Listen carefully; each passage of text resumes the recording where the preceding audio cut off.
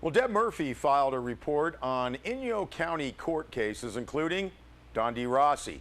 Now, originally slated for October 20th, the sentencing of Don D. Rossi will be handed down at 9 a.m. December 14th at the Inyo County Courthouse in Independence.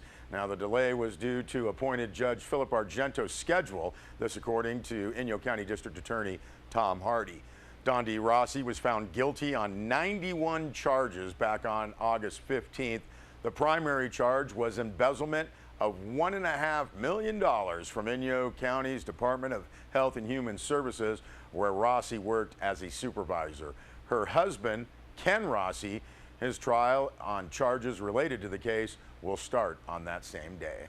Also, Anthony Shapira, anesthesiologist Dr. Anthony Shapira's preliminary hearing was continued last week. Shapiro was arrested on multiple gun charges April 27th, then re-arrested on similar charges in July.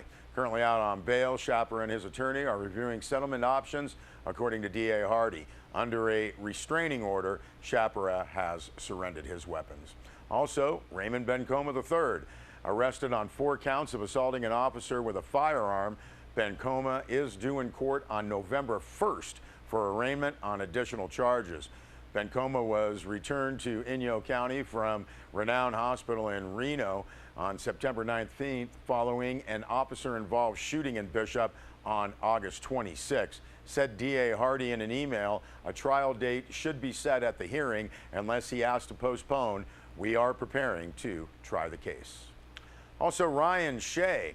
Now, Ryan Shea was the cause of a campus shutdown at Bishop Union High School on September 29th, and Ryan Shea is serving a 90-day sentence at the Inyo County Jail in Independence on charges of resisting and delaying peace officers. Now, initially, the Bishop Police Department responded to a call on domestic violence and gunshots.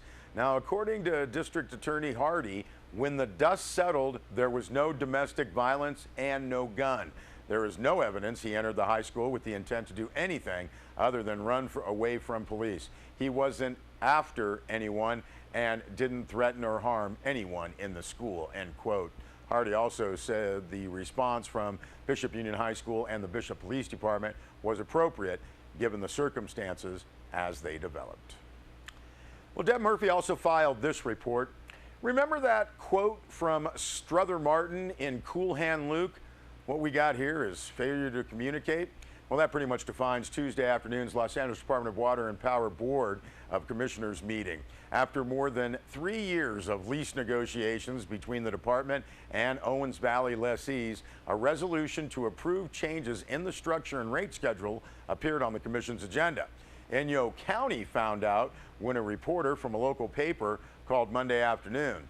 Sierra Wave Media got a notification call from the department's public information officer about the same time. Now, the meeting was live streamed at LADWP's Bishop office, and there was a full room of people. Many of the attendees scrambled for copies of the resolution summary and the letter approved at the Inyo County Board of Supervisors meeting that morning and brought by Rick Benson, Assistant County Administrator. Inyo County Board Chairman Jeff Griffiths headed south to attend the meeting in person. Now, the supporting documents focused on ranch leases, but commercial leases appeared to be lumped into the one-time assignment / family transfer policies. Now, the family transfer policy is self-explanatory. Leases can be passed down to family members the way ranchers have operated for the last 80 years. Now, the one-time assignment was more dubious for the 151 commercial lessees. A lessee could sell his business once without turning the lease back to LADWP to put out for a competitive bid. Now, subsequent leases would be done by competitive bid unless the lessee used the family transfer policy. Now, what owner in his right mind would pour assets into a business when faced with a competitive bid future 5 years down the line, Deb Murphy writes. Now, according to the supporting documents, justification for the one-time assignment policy was just weird. The department lease policies come under the Charles Brown Act of 1945, designed, quote, to promote stability and continuous use of land by existing lessees in Inyo County, end quote. Now, that act allows the department to bypass the competitive bid process if it is, quote, in the public interest, end quote. Now, the public interest apparently supported a one-time assignment to a third party, but not the continuation of ranch lease policies, again, that have applied for the past 80 years. Los Angeles City Charter requires a competitive bid process for leases. Now, though it has never been challenged in court, the Charles Brown Act trumps the city charter.